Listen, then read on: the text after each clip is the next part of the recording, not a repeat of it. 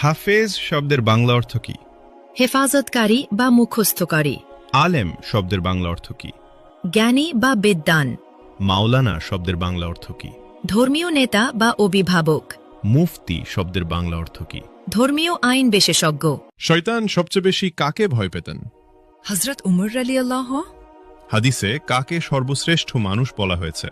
যে কোরআন শেখে ও অন্যকে শেখায়। সালাতের পর কি পড়লে গুনাহ মাফ হয়? আস্তাগফিরুল্লাহ।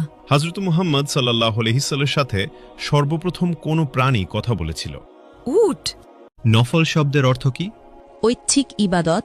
রাসূল শব্দের অর্থ কি? আল্লাহর প্রেরিত দূত। নবী শব্দের অর্থ কি? ওহীপ্রাপ্ত বার্তাবাহক। হালাল শব্দের অর্থ কি? বৈধ বা অনুমোদিত। হারাম শব্দের অর্থ কি? নিষিদ্ধ কাজ। স্বামীর নাম ধরে ডাকলে অমঙ্গল হবে। ইসলামে কথাটি বিধান কি? ছোট শিরক। খাবার খাওয়ার সময় সালাম দেওয়ার বিধান কি? জায়েজ। স্বামীর পায়ের নিচে স্ত্রীর বেহেশত, এটি কোন ধরনের হাদিস? জাল হাদিস। ইসলামে বিয়েতে উকিল বাপ রাখার বিধান কি? হারাম। হজরত শব্দের অর্থ কি? মহামান্য, সম্মানিত। মোহাম্মদ শব্দের অর্থ কি? প্রশংসনীয়। কিয়ামত শব্দের অর্থ কি? মহাবিচারের দিন। জন্ম শব্দের অর্থ কি? আগমন। মৃত্যু শব্দের অর্থ কি? সমাধি। জিন কিসের তৈরি? ধোঁয়াবিহীন আগুন। মানুষ কিসের তৈরি? মাটির। ফেরেশতাগণ কিসের তৈরি? নূর। পশু পাখি কিসের তৈরি? পানি ও মাটি। শয়তান কিসের তৈরি?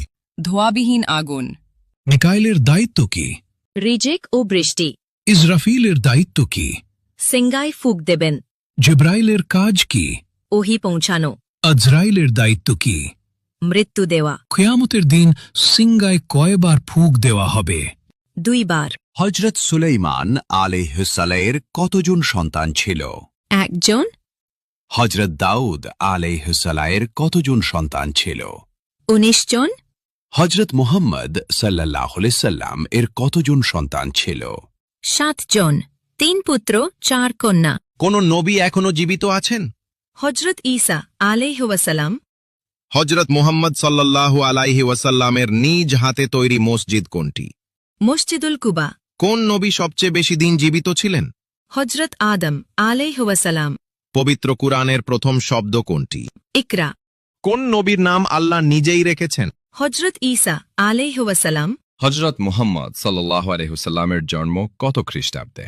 570 খ্রিস্টাব্দে। হজরত মুহাম্মদ সাল্লাল্লাহু আলাইহি ওয়াসাল্লামের জন্মস্থান কোথায়? মক্কা নগরীতে। হজরত মুহাম্মদ সাল্লাল্লাহু আলাইহি ওয়াসাল্লাম কোন বংশের জন্মগ্রহণ করেন? কুরাইশ বংশে। হজরত মুহাম্মদ সাল্লাল্লাহু আলাইহি ওয়াসাল্লামের মৃত্যু হয় কত খ্রিস্টাব্দে? 632 খ্রিস্টাব্দে।